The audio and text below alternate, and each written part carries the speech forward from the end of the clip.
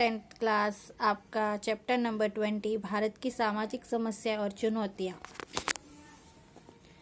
भारत एक विशाल जनसंख्या वाला और विश्व का सबसे बड़ा लोकतांत्रिक देश है जहाँ विविध धर्म, जाति, भाषा, संस्कृति वाले लोग बसते हैं।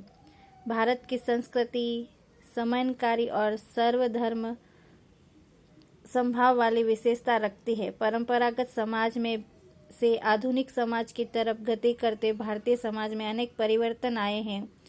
इन परिवर्तनों के साथ समाज में कुछ समस्याओं का उद्भव हुआ है, जिनमें सामाजिक, आर्थिक, राजनीतिक, सांस्कृतिक आदि क्षेत्रों की समस्याओं का समावेश होता है। इस प्रकार में हमें दो सामाजिक समस्याएं, सांप्रदायिकता और जातिवाद की चर्चा करेंगे। सांप्रदायिकता मतलब विभिन्न जैसे धर्मों के, मुसलमान है, हिंदू है, और जातिवाद में भी सेम यही है। तो इन दोनों के बारे में हम इस पार्ट में चर्चा करेंगे। ठीक है। देश को स्वतंत्रता दिलाने, इसमें से एक दो सवाल आते हैं, इसलिए इसको ध्यान से पढ़ना। देश को स्वतंत्रता दिलाने में विविध धर्म, जाति, भाषा वाले लोगों ने साथ मिलकर प्रयत्न किया और उनके प्रयत्नों के परिणाम स्वरूप हमने अमूल्य स्वतंत्रता प्राप्त की है। स्वतंत्रता आंदोलन के दरमियान पाए जाने वाला सद्भाव, एकता, सहिष्णुता आदि में स्वतंत्रता के बाद बाधा आई हो ऐसा लगता है। जातिगत झगड़े, सांप्रदायिक संघर्ष, प्रादेशिक हिंसा आदि देश में शांति और विकास के लिए बाधक, नकारात्मक कारक है, जिसके कारण देश के लिए सामाजिक सद्भाव, असांप्रदायिकता, लोकतांत्रिक मूल्य, राष्ट्रीय एकता के सामने गंभीर चुनौती उत्पन्न होती है। सांप्रदायिकता, धर्म ये श्रद्धा और आस्था का विषय है। मतलब धर्म हमें श्रद्धा सिखाता और हमें आस्था भी सिखाता है कि भाई हमारी आस्था के अनुसार हमें जो धर्म अच्छा लगता है वो माने। अधिकांश मानव किसी न किसी धर्म या संप्रदाय को मानते हैं। भारत एक असांप्रदायिक और धर्मनिरपेक्ष देश है, क्योंकि यहाँ पे बहुत सारे विभिन्न जातियों के लोग रहते हैं। इसलिए संकुचित सांप्रदायिकता का आचरण संविधान की भावना के विरुद्ध है। जब कोई धार्मिक समूह या समुदाय किसी कारण दूसरे धर्म या संप्रदाय का विरोध करता है, तब सांप्रदायिक तनाव उत्पन्न होता है। किसी भी धर्म या संप्रदाय के सदस्य अन्य धर्मों की तुलना में अपने धर्म या संप्रदाय को श्रेष्ठ बताने का प्रयास करें और अपने धार्मिक हितों को अधिक महत्व देते हैं, तब वे प्रत्येक नागरिक को व्यक्तिगत रूप से नहीं परंतु सांप्रदायिक रूप से देखते हैं, और ऐसी विचारधारा समाज को विभाजन की तरफ ले जाती है। स्वतंत्रता प्राप्ति के इतने वर्षों बाद भी हम सांप्रदायिकता की समस्या पर संपूर्ण रूप से नियंत्रण नहीं ला सके। संकुचित सांप्रदायिकता कई तरह से नुकसानदायक है। उससे देश में सामाजिक तनाव उत्पन्न होता है। व्यक्ति अपने ही भाइयों को अपना विरोधी मानता है। उसे समाज में मतभेद और घृणा का वातावरण उत्पन्न होता है। सांप्रदायिक तनाव से सांप्रदायिक हिंसा या झगड़े होते हैं। ये सभी बातें लोकतांत्रिक विचारधारा, राष्ट्रीय विकास के लिए बाधक है। सांप्रदायिकता के विरुद्ध संघर्ष, हम सब जानते हैं कि सांप्रदायिकता व्यक्ति, समाज और देश के विकास में अवरोधक है। सांप्रदायिकता को दूर करने के लिए कुछ उपाय अमल में लेने चाहिए। सर्वप्रथम नागरिक और सरकार को सांप्रदायिक तत्वों का शक्तिपूर्वक सामना करना पड़ेगा और उसे दूर करने के प्रयत्न करने पड़ेंगे। सांप्रदायिकता दूर करने के प्रभावशाली कार्य शिक्षा कर सकती है। हमारे शिक्षण और पाठ्यक्रमों में सभी धर्मों की अच्छी बातों का समावेश करना चाहिए तथा विद्यालयों में आयोजित होने वाली सर्वधर्म सभाएं, सामाजिक उत्सव आदि प्रवृत्तियों से सभी धर्मों के प्रति बालकों में आदर भाव विकसित होता है।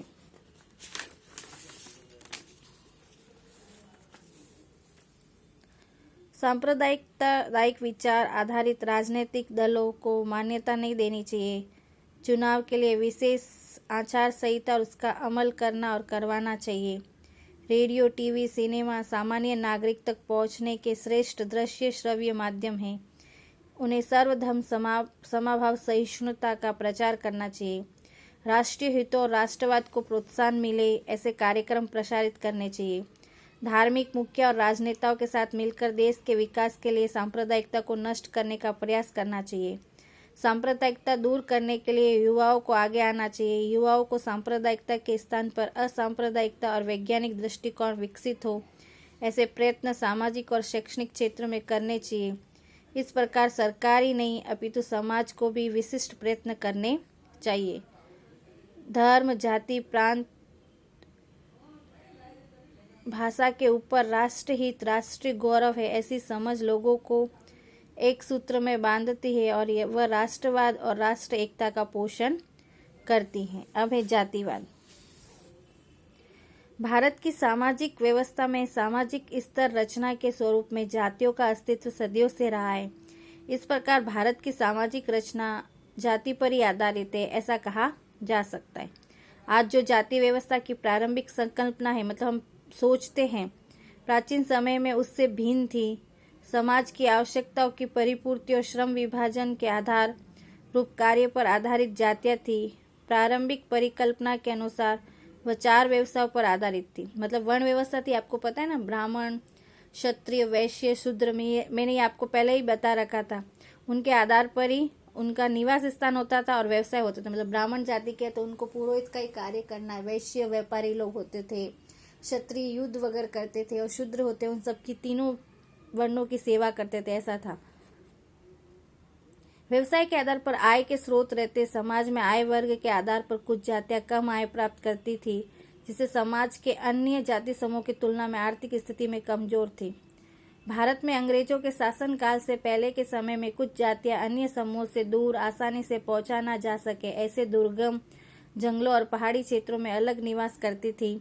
इन जातियों का सामाजिक जीवन और सांस्कृतिक जीवन अन्य प्रजा समूह से अलग था। उनकी अपनी महत्वपूर्ण संस्कृति बोली थी। उन जातियों के लोग भी पीढ़ी दर पीढ़ी अलग निवास, एकाकी जीवन आदि के कारण विकास नहीं कर सके।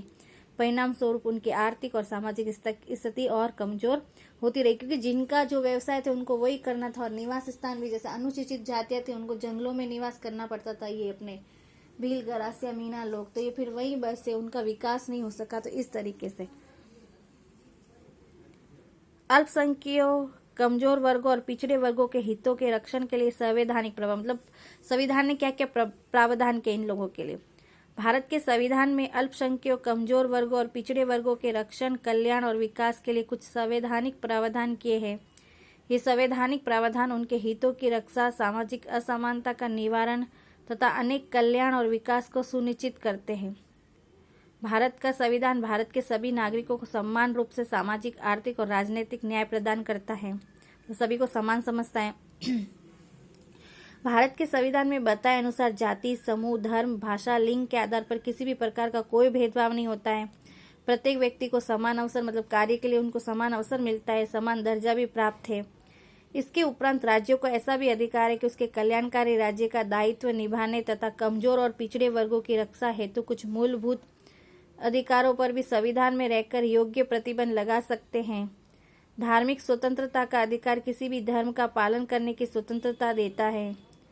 लघुमतियों, कमजोर वर्गों और पिछड़े वर्गों को संवैधानिक अधिकार दिए जाने का मुख्य उद्देश्य ये है कि उन्हें राष्ट्र में समान अवसर, न्याय और स्थान देना।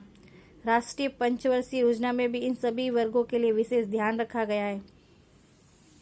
अब सबसे पहले आते अल्पसंख्यक, मतलब जिनकी संख्या कम होती है, उसमें हम मुसलमान लोगों को लेते, ठीक है।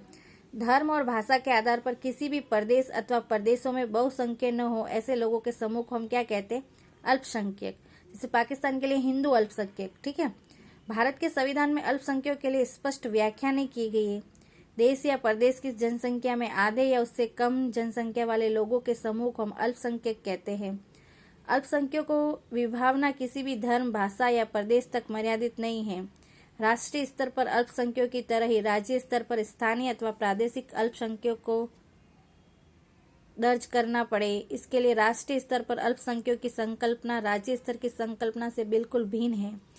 इसलिए कोई भी लोक समुदाय किसी प्रदेश, राज्य की कुल जनसंख्या के अनुपात में बहुसंख्यक हो तो भी राष्ट्रीय स्तर पर अल्पसंख्यक ही होगा। मतलब किसी राज्य में, जैसे गुजरात में ज्यादा मुसलमान है लेकिन राष्ट्र में कम है, तो वो फिर अल्पसंख्यक ही होगा, ऐसा, ठीक है। तथा उससे अलग यदि उस राज्य में अल्पसंख्यक हो ऐसे वर्ग राष्ट्रीय स्तर पर बहुसंख्यक हो सकता है।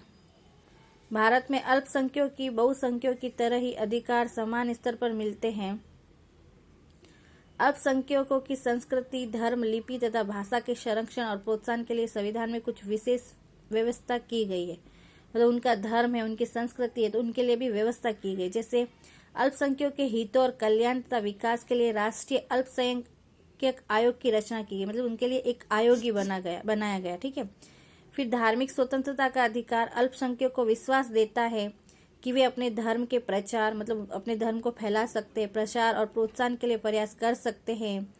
कानून बलपूर्वक धर्मांतरण को मान्य नहीं रखते। मतलब ये नहीं कि इनकी संख्या कम है और ज़्यादा संख्या वाले लोग ऐसा करें कि नहीं तुम हमारा धर्म मानो, तो ये मान्य नहीं है।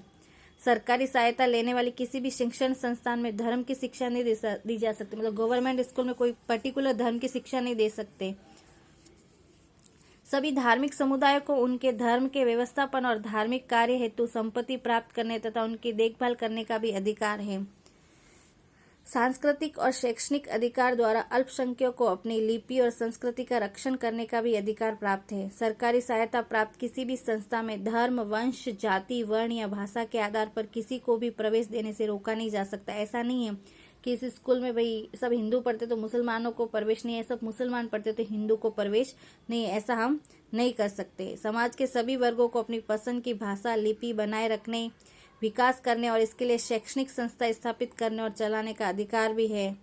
भारतीय अल्पसंख्यकों के बालकों को प्राथमिक शिक्षण मातृभाषा में मिले ऐसी सुविधा राज्य सरकार देती है। मतलब छोटे बच्चों को जो प्राथमिक शिक्षा है, प्राइमरी एजुकेशन, वो अपनी मातृभाषा में, मतलब जो जहाँ की भाषा है उसी में मिले। अब है अनुसूचित जातियां और अनुसूचित जनजातियां। अनुसूचित जातियां और अनुसूचित जनजातियां की कोई स्पष्ट व्याख्या संविधान में नहीं की गई है। संबंधित राज्य के राज्यपाल के परामर्श से, मतलब उस राज्य के राज्यपाल होते उनकी सलाह लेकर राष्ट्रपति के आदेश द्वारा उसके लिए विशेष उल्लेख किया गया। जातिवाद के कारण कुछ जातियों का शोषण रोकने, उनके प्रति अन्याय कम करने, समानता और भ्रातृत्व भाव से उनमें रही संकुचितता दूर करने, उनका सामाजिक, आर्थिक और शैक्षणिक विकास हो, इस उद्देश्य से भारतीय संविधान में कुछ विशिष्ट प्रावधान किए गए। संविधान की कलम 341 के अनुसार अनुसूची में समाविष्ट जाति के अनुसूचित जातियों के रूप में पहचाना जाता है, जबकि संविधान की कलम 342 की अनुसूची में समाविष्ट जातियों को अनुसूचित जनजातियों के रूप में पहचाना जाता है। अनुसूचित जनजातियों में ऐसे लोगों का समावेश किया गया है जो अधिकांश जंगलों और पर्वतीय क्षेत्रों में रहते हैं।